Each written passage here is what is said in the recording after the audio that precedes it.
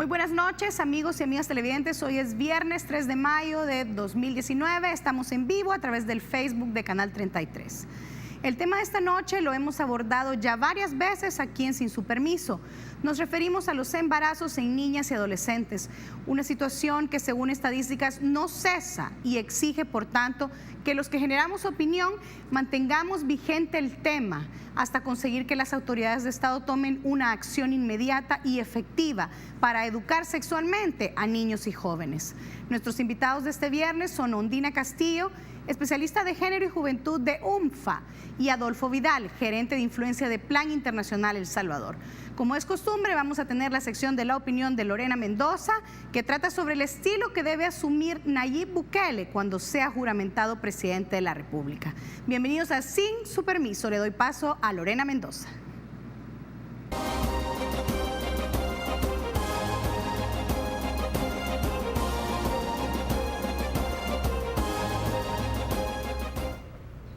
Lo que importa no es a dónde asuma, sino que asuma. Si al presidente electo se le antoja una toma de posesión en una de las plazas del centro histórico porque el spot y las fotos van a salir mejores, está bien. Si pensándolo mejor por aquello del sol de las 9 de la mañana y lo mal que se verían todos con las gotas de sudor, cambiaba de opinión y lo hacía en el aire acondicionado del Salón Azul, igual, perfecto. Eso es carpintería, espuma, plástico. Lo que nos interesa a todas y todos los salvadoreños es que el 1 de junio Bukele asuma el rol de primer servidor del Estado y de inmediato abone a la convivencia, a la tranquilidad y a la democracia.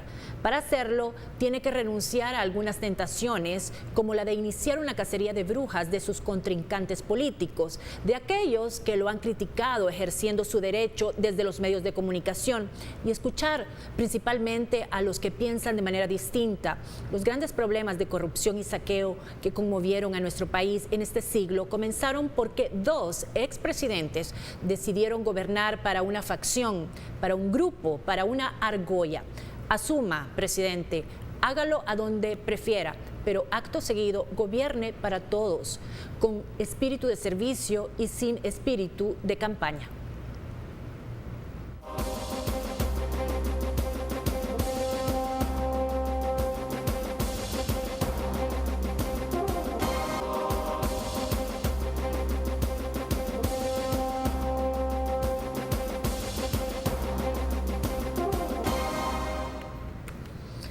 Continuamos, bienvenidos a la segunda parte de Sin Su Permiso. Estamos iniciando ya el bloque de la entrevista y tal como había anunciado Francesca, se encuentran con nosotros Ondina Castillo y Adolfo Vidal. Ondina Castillo, especialista de género y juventud del UNFA, y Adolfo Vidal, gerente de influencia de Plan Internacional. A ambos, bienvenidos, un gusto tenerlos acá en Sin Su Permiso. Buenas noches, gracias por la invitación y un saludo a sus televidentes.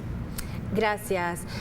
Ondina, quisiéramos empezar con usted. Recientemente presentaron un estudio que fue publicado en el diario de hoy y veíamos una premisa, un gran hallazgo que decía que existen grandes posibilidades que una niña de 12 años salga embarazada en nuestro país. ¿Cómo es eso posible? Obviamente entendemos que orgánicamente es posible si la niña ya ha desarrollado y tiene relaciones sexuales. Lo que asombra es la posibilidad que a los 12 años, independientemente de que ya físicamente esté lista para procrear en nuestro país, se dé ese tipo de situación. Bueno, sí. Buenas noches, muchas gracias por la oportunidad que nos dan de abordar este tan importante tema, ¿verdad? Nosotros creemos que es lamentable que niñas, incluso menores de 12 años, salen embarazadas en nuestro país, ¿verdad? Hay registro desde los 10 años en adelante, pero estas niñas, sin ninguna duda, son embarazadas por hombres, en su gran mayoría muy mayores que ellas, de 10 a más años de edad, mayores que ellas. Quiere decir que son producto de violencia sexual, de abusos constantes. Muchas de ellas lo sufren desde muy pequeñas, desde, qué sé yo, 4 o 3 años. Y finalmente, cuando estas niñas tienen su primera menstruación, la menarquia, entonces es que podemos darnos cuenta de estos abusos porque existe la evidencia a través del embarazo, ¿verdad? y digamos pues para nosotros es un problema gravísimo, es un problema de violación a los derechos de las mujeres y sobre todo de las niñas y las adolescentes. ¿Cuál es el perfil social y psicológico que tienen estas niñas? ¿O sí existe un perfil o es un problema transversal en El Salvador? Sí, lamentablemente creo que no podemos decir que son únicamente las niñas más pobres o las niñas que no tienen educación. Sí, estas son muy vulnerables, pero la violencia y el abuso sexual se da en todas las clases sociales, se da en todos los estratos de la sociedad, niñas que tengan educación, que no tengan educación, que sean pobres, incluso ustedes muy bien lo saben que también mujeres que son violentadas sexualmente o agredidas sexualmente, que tienen profesiones, que son mujeres con capacidad adquisitiva, que son sujetas de este tipo de delito. Pero, sin embargo, creo que las niñas que están en las zonas más vulnerables, en los municipios más empobrecidos y que tienen poco acceso a la educación o que no pueden permanecer durante largos años en el sistema escolar, se vuelven más vulnerables que las que sí lo están, ¿verdad? Pero lamentablemente pues a veces también en el marco de la escuela también son sujetas de violencia y de agresión sexual. Licenciado Vidal, la opinión de Plan al respecto de estas alarmantes estadísticas. Bueno, en primer lugar queremos reconocer el esfuerzo y de la generación de una evidencia tan contundente como el estudio que ha realizado justamente el Fondo de Población junto con el Ministerio de Salud, el CONNA, que son justamente las entidades, bueno, tanto una de ellas garantes de derechos y en el caso del Fondo de Población una agencia de Naciones Unidas, y donde colocan en la agenda una problemática que definitivamente si bien es cierto, viene mejorando en términos estadísticos, pero también sigue siendo alarmante, sigue siendo preocupante que esa cantidad de niñas se embaracen, sean embarazadas en esas edades. Y tal como decía Ondina, justamente este problema está muy cercanamente vinculado a la violencia sexual, pero también está vinculado a otras determinantes sociales que son bastante reales en este país. El tema de la educación integral en sexualidad, que es una necesidad urgente en este país, es una situación que realmente pasa o trasciende también como parte del por qué se embarazan, o las embarazan, más que se embarazan. El hecho mismo también de que no se encuentre con información oportuna, adecuada, basada en la ciencia, pero también el hecho de que sean niñas en condiciones de pobreza, que también, porque incluso también hay estudios realizados también por algunas agencias del Sistema de Naciones Unidas que hablan también de una feminización de la pobreza. ¿Qué significa esto? Que definitivamente entre más temprano soy madre, la posibilidad de ser pobre, mantenerme pobre, significa que eso perpetúa el círculo de la pobreza. Entonces, las estadísticas han mejorado, hemos bajado de un 30% a un 28%, pero sigue siendo preocupante. O sea, hay otros países de América Latina que realmente tienen tasas mucho más bajas o que dicha situación se circunscribe a espacios mucho más pobres o más con menos acceso a información y educación, que son como determinantes sociales bastante relevantes en el tema. Y partiendo Lorena, de lo que dice el licenciado Vidal, que hay mucho desconocimiento y todo. En el estudio que ustedes presentaron, Ondina decía que 53 niñas y adolescentes quedan embarazadas al día en El Salvador. Entonces, esa cifra, yo quisiera verificar esa cifra. Esa cifra es la correcta. Es real. 53 niñas diariamente quedan embarazadas. Sí, porque nosotros tomamos el dato de las de 10 a 19, ¿verdad? Es decir, ese es de este segmento de población, 53, sí. Y estas 53, yo sé que es muy difícil llegar hasta el fondo, pero quedan embarazadas por desconocimiento, obviamente que es una violación, por irresponsabilidad. ¿Cómo? No sé si han logrado categorizar a los padres de las criaturas de estas niñas, por ejemplo. Sí, yo pienso de que la causa, digamos, como decía Adolfo, realmente es la falta, digamos, de una cultura de respeto hacia las niñas como sujetas de derechos. Es decir, aquí tenemos que la triste realidad de que la cultura nuestra naturaliza el embarazo en niñas a muy temprana edad, entonces la sociedad realmente poco vamos a decir, se escandaliza porque ven esta situación en su comunidad, en su familia, ¿verdad? La han naturalizado tanto, y yo creo que esto pasa por este fenómeno cultural, de tener, digamos, este fenómeno como una situación que le va a pasar a las niñas tarde o temprano, pero realmente si nosotros empoderamos a nuestras niñas, las formamos como sujetas de derecho, les advertimos de cuáles son los síntomas de que están siendo acosadas y agredidas sexualmente, muchas de ellas lo ven como natural también, porque lo vivieron sus madres, lo vivieron sus hermanas, y lo consideran que es un comportamiento normal, incluso cuando viene de sus propios familiares muy cercanos, como un padre, como un padrastro, como un abuelo, como un tío. Ondina, pero bueno, se han hecho muchos estudios, porque aquí en el programa hemos tenido acceso a diferentes estudios, diagnósticos, etcétera, y está clara la problemática, pero ¿cuál es la solución que se plantea? Yo escucho en su respuesta y usted dice, una de las propuestas es empoderar a las niñas, pero también nos decía hace un rato, la mayoría de los abusos empiezan a una tempranísima edad, 3, 4 años. ¿Cómo va a ser una solución empoderar a una niña de 3 años que está siendo ultrajada, violada por un padrastro? O sea, no es una solución bastante utópica el decir empoderemos a una bebé prácticamente. No, tú tienes razón, porque creo que todas estas estrategias tienen que diferenciarse de acuerdo a la edad, ¿verdad? O sea, digamos, nosotros podemos ir educando a nuestros niños desde la primera infancia en decir, mira, tus partes íntimas son tuyas y nadie más tiene derecho a tocarlas. Y nosotros podemos enseñarle eso a un niño de 1 año, de 2 años, de 3 años, de 4 años, y conforme la edad irle dando tips, digamos, de qué debe de hacer en caso de que está enfrentando una situación como esta, sobre si alguien está tocándolo él se siente incómodo ante este tipo de caricias. Los niños perciben esto, lo que no saben es cómo actuar. Y tenemos que educarlos para eso, de acuerdo a su edad.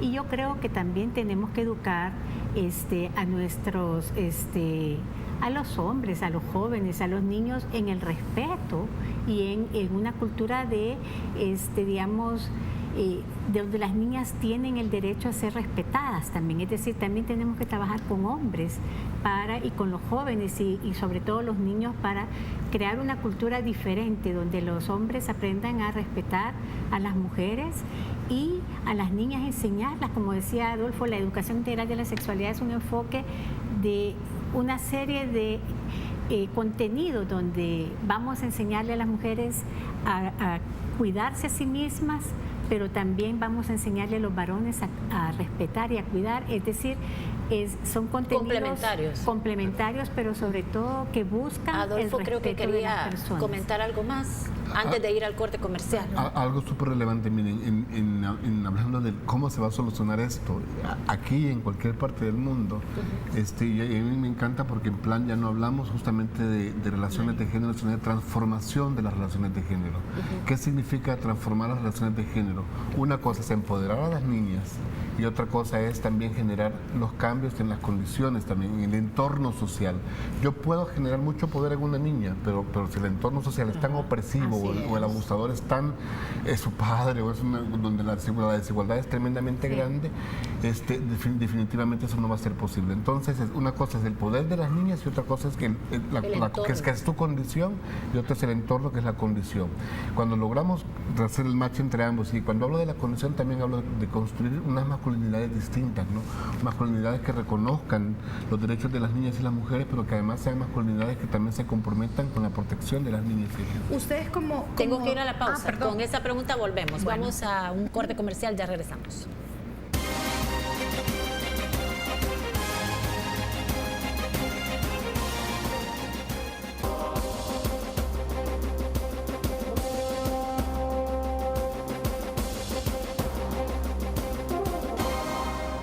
Continuamos, vamos a iniciar este bloque con Francesca. Sí, a mí me surgía la duda al escuchar los planteamientos de ustedes de que hay que empoderarlas, de que hay que verificar el entorno en el que están estas niñas.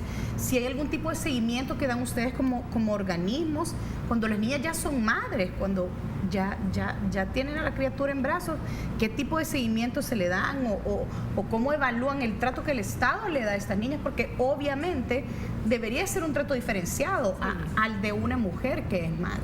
Sí. Bueno, mira, yo creo que el Estado salvadoreño ha aprobado recientemente la Estrategia Nacional de Prevención de Embarazo en Niñas y Adolescentes, que precisamente es resultado, digamos, del primer mapa que se presentó en el 2015, y ante esto se elabora esta estrategia y el Estado ha diseñado esta serie de estrategias que tiene que ver con el ámbito de la salud. Ahí hay que hacer una serie de acciones para facilitar el acceso, ¿verdad?, a la salud sexual y reproductiva de estas niñas, pero también hay que hacer acciones en educación, ¿verdad?, en la educación formal. Hay que hacer acciones, como decía Adolfo anteriormente, en el entorno de la comunidad y de la familia. Hay que trabajar con padres y madres, hay que trabajar con la misma comunidad y, por supuesto, el acceso a la justicia también, ¿verdad? Entonces, todas estas acciones en conjunto son las que puede tomar la sociedad en su conjunto, pero sobre todo yo creo que hay que ver que esto no es una situación en la que solo el Estado tenga la responsabilidad, sino que también la sociedad. Yo creo que ese es un cambio fuerte que debe de dar El Salvador, en el sentido de saber que una niña embarazada es responsabilidad de toda la sociedad y que nos afecta a la sociedad en su conjunto. Pues sí, no solo por razones económicas, que ya también hemos presentado un estudio sobre el costo económico de esta maternidad temprana. ¿Y qué se puede hacer desde la sociedad? Sí. Pero es que eso me encanta lo que Andrea acaba de mencionar. O sea, un embarazo de una niña es una responsabilidad de todas y todos. O sea, y retomo ese punto porque justamente el estudio que se lanzó justamente hace unos días, hace muy pocos días, justamente plantean, son 19.000 razones, ¿no? 19.170 razones. 190 razones. ¿Qué significa eso entonces? Que definitivamente eso es lo que debería de motivarnos. El Estado está haciendo su parte, a lo mejor faltará que haga aún más, eso es un hecho, o sea, porque ¿cómo es posible que tengamos esa cantidad de embarazos, 19.000 niñas embarazadas, pero no tengamos 19.000 violadores en la cárcel, o quienes cometen este delito, porque no se embarazan solas, obviamente, ¿no? Entonces, ¿cómo es posible que tengamos 19.000 razones por las que tengamos que trabajar y atender cuando tengamos tanta injusticia de género, tanta injusticia hacia las niñas específicamente? Entonces, también es un llamado a la conciencia en términos de que como sociedad tenemos que comprometernos a ser los agentes protectores de las niñas. Estamos hablando, cuando digo la sociedad, hablo de todas y todas, y ahí yo realmente retomo una de las leyes nuestras que realmente es bastante clara y contundente en términos de la asignación de la responsabilidad a todos, padres, madres, cuidadoras, cuidadores, medios de comunicación, sociedad en general, comunidad, o sea, donde nos dice que realmente somos parte del sistema de protección integral de las niñas y de los niños también. Entonces, ahí realmente es una invitación a que nos convirtamos en agentes protectores para que ya no sean 19.000, sino sean 0 razones por las que realmente tengamos que preocuparnos. ¿Y cómo se convierte alguien en un agente protector? Obviamente un medio de comunicación desde su metro cuadrado puede denunciar, hacer este tipo de entrevistas, pero desde mi comunidad, ¿cómo puedo yo volverme un agente protector si de repente me doy cuenta que en mi vecindario hay un padre, una madre que está abusando de un menor de edad? Sobre todo yo le agregaría, porque aquí también lo hemos tratado en el programa, cuando una mujer denuncia que es víctima de una violación, todo el sistema viene y la revictimiza a ella. La criminaliza incluso, ya no se diga una niña. Exacto. Al final. Sí, porque yo pienso de que aquí el desafío es que culturalmente nos transformemos todos, es decir, los operadores públicos que son los encargados de atender al nivel del sistema de justicia a estas víctimas son producto social también. Es decir, ellos también fueron formados en un sistema donde el hombre ha tenido siempre el poder sobre las mujeres, es decir, un sistema patriarcal o un sistema misógino, donde, claro, ellos también tienen que hacer su propio proceso de transformación para aplicar las leyes con un enfoque basado en los derechos de las mujeres, ¿verdad? Y de las víctimas. Entonces, digamos que estamos haciendo un esfuerzo, yo pienso que también por hacer esta conciencia, por hacer este levantamiento de que todos debemos transformarnos. O sea, realmente es un desafío grande, no es de la noche a la mañana y requiere del concierto, de la voluntad y los esfuerzos de todos los actores de la sociedad. Nosotros tenemos en plan unos modelos, dos, para ser muy claros, ¿sí? Que también han sido no solamente probados en El Salvador, sino a nivel mundial. De hecho, nace en Asia, donde el tema de explotación sexual comercial de niños es mucho más grave, países como Tailandia, pero que se extiende, donde hemos tenido la posibilidad de demostrarlo, que se llaman mecanismos comunitarios de protección. Respondiendo a tu pregunta del cómo se hace eso. Bueno, entonces lo primero es organizar primero es generar sensibilidad en la comunidad sobre lo que significa realmente el proteger a las niñas, y sobre todo de la violencia sexual específicamente. En segundo lugar, después de sensibilizar, llegar a generar el compromiso para que realmente las protejan. Y en ese sentido es enseñar, por ejemplo, a las niñas y a los niños que, por ejemplo, un roce que puede ser sutil en un principio puede convertirse más adelante en un abuso sexual. Que identifiquen también a los abusadores, que no se callen, que denuncien a los padres y a las madres a que les crean, porque ese es el principio, el punto de partida para poder también frenar un abuso sexual a tiempo. Y en el caso de la comunidad, que se organicen de tal manera que tengan la posibilidad de mantener protegida y denuncien y avisen, den un aviso oportuno para que puedan ser atendidos. Y el otro modelo se llama familia protectora, en donde realmente generamos, unas relaciones, fortalecemos la relación familiar, generando en los padres y madres o personas cuidadoras o cercanas a la niña y al niño para que sean agentes protectores de ellas. ¿Sí? ¿Ustedes tienen algún registro de menores fallecidas al dar a luz? Porque al revisar el estudio no recuerdo haber visto. Sí, creo que tenemos, el Ministerio de Salud lleva ese registro y realmente lo que tenemos registro es desglosado. ¿Y qué tengo yo? Pues el Ministerio de Salud puede tener ese registro de mortalidad materna por niñas, ¿verdad? Yo no lo tengo ahorita, pero digamos más bien de complicaciones obstétricas que tuvieron estas niñas menores de edad que fueron embarazadas a tan temprana edad y que hay, entre ellas hay infecciones, hemorragias. Esta contabilidad de 53 niñas o adolescentes que estaban embarazadas al día, todas culminaron en un parto con eso, un niño. Digamos, es bien difícil hacer esa lectura horizontal, ¿verdad? Porque ese era un promedio, ¿verdad? Sí, es porque es un promedio de los 19.190 niñas que se inscribieron en el servicio de prenatal. Pero digamos, para tener claro un poco el mapa de cómo está esta situación, y parte del trabajo, entiendo yo, es hacer esta conciencia para que la gente sepa,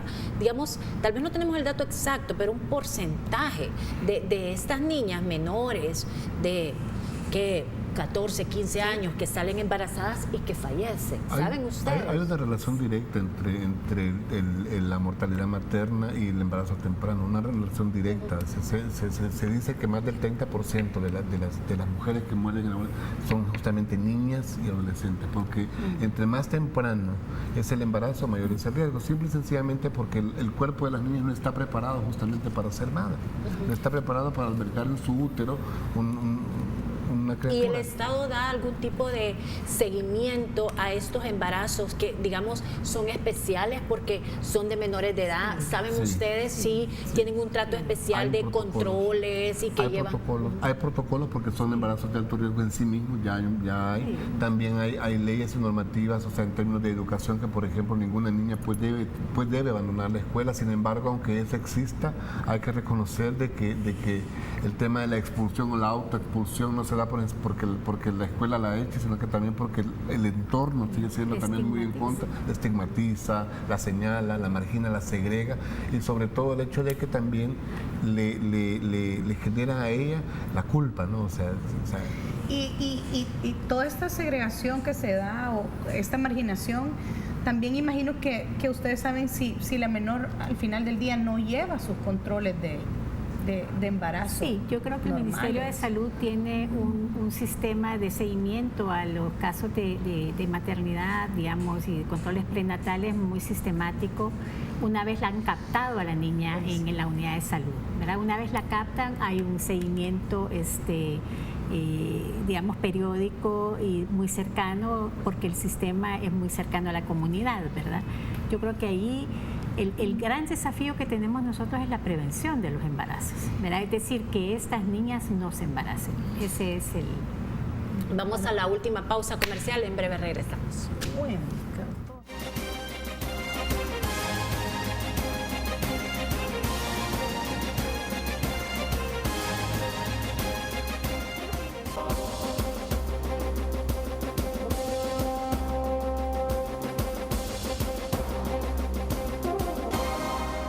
Continuamos, licenciado, de los 19,000 embarazos en estas niñas a una tan temprana edad, ¿ustedes tienen conocimiento si el 100% ha sido por una violación, porque son víctimas, o ha habido algún caso porque la niña tiene un instinto sexual precoz? Esa es muy buena pregunta, porque el Código Penal es bien claro en su reforma y en sus enunciados, en donde dice, o sea, todo acto sexual entre una persona mayor con una persona menor de 18 años es un delito, todo, aún con su consentimiento.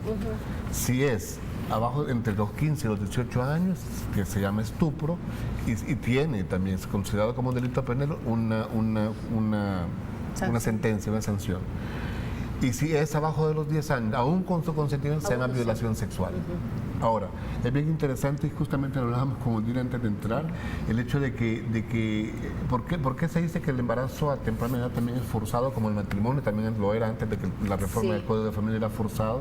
Es que también la presión social también obliga, también somete, también doblega, ¿no? O sea, entonces aquí lo importante es mencionar que todo, pero absolutamente todos los 19,000 casos realmente es lo que nos sorprende ahora, que tengamos 19,190 casos y no tengamos 19,190 casos victimarios, judicializados, por ejemplo. Y además también algo de lo que pasa, que es sumamente grave, es que si se judicializan, solamente el 5% de estos llegan a tener sentencia. Y no es que la sentencia necesariamente sea condenatoria, a lo mejor muchos de estos salen exonerados de responsabilidad. Entonces, ¿qué es lo que sucede? Yo sí creo que las niñas están necesitadas de una justicia social, de una justicia de género, de una justicia que realmente entiendan de que si hacen uso del sistema, esas 19,000 van a poder accesar y se les va a hacer justicia. Pero además también que creo que es importante, que las niñas están necesitadas de información a tiempo y de una educación que sea libre de prejuicios, libre de todo sesgo, de todos mitos, prejuicios. Pero si la niña tiene al violador en su casa, una educación sexual en las escuelas, ¿realmente es una medida paliativa efectiva? Sí, yo pienso que sí. O sea, realmente las niñas necesitan tener información suficiente, información científica que les permita identificar este tipo de fenómenos y saber a dónde acudir y cómo hacerlo para recibir el apoyo y la ayuda que necesitan, porque son sujetas de protección, ¿verdad? Yo sí creo de que brindando una educación suficiente y de acuerdo a la edad, yo pienso que esto sí puede ser un factor protector. Y el otro factor protector es trabajar con las familias, es trabajar también sobre todo con los agresores, trabajar con los hombres, con los potenciales agresores para que transformen este patrón cultural. Y lo otro que yo quería era decir, el 19.4% de las niñas que fueron embarazadas murieron en el momento del parto. ¿Cuánto, perdón? El dato de que tú me pedías del número de muertes maternas totales fue del 19.4% de las adolescentes, ¿verdad? Entonces, digamos que este tipo... Sí, casi el 20% de fallecidas. Un poco de, sí. Y creo yo que una de las cosas que hay que retomar y realmente tomar conciencia es también todo el factor psicosocial de este embarazo temprano y forzado que tienen estas niñas. Aun cuando, como decía Adolfo, algunos te van a decir, mira, es que ella consintió. Sí, ella consintió porque no tiene idea de las implicaciones a tan corta edad. Una niña de 10 años, una niña de 9 años, no puede saber las implicaciones que tiene. Jamás. Entonces, nosotros realmente creemos que es muy importante hacer digamos, esta confabulación a favor de las niñas, es decir, debemos de trabajar para proteger a las niñas y darles toda esta información necesaria para poder detectar a tiempo antes de que las capte el sistema de salud, porque el sistema de salud las capta con el primer embarazo. Entonces, aquí el factor educativo es el factor que nos permite hacer una prevención. Sin embargo, ha habido efectiva. una leve disminución de embarazos en comparación con el 2015, si no me equivoco. Sí. ¿A qué se debe esa disminución y cómo se podría replicar lo bueno que se pudo haber hecho? Sí, son 5.000 casos menos. Bueno, ¿verdad? 5.000. Con uno que sea menos vale la pena. A mí es lo que me encanta de lo que el estudio revela, y de verdad que por eso celebro mucho el esfuerzo realizado entre el Fondo de Población, el Ministerio de Salud y el CONNA, porque también es bien revelador el hecho de que, si bien es cierto, están bajando, y en el estudio anterior revelaban que, si bien es cierto, estaban bajando, pero estaban subiendo las de menos de 15 años, y eso era bien grave todavía. Sí. Pero en este caso no están bajando todas, así que muy bien.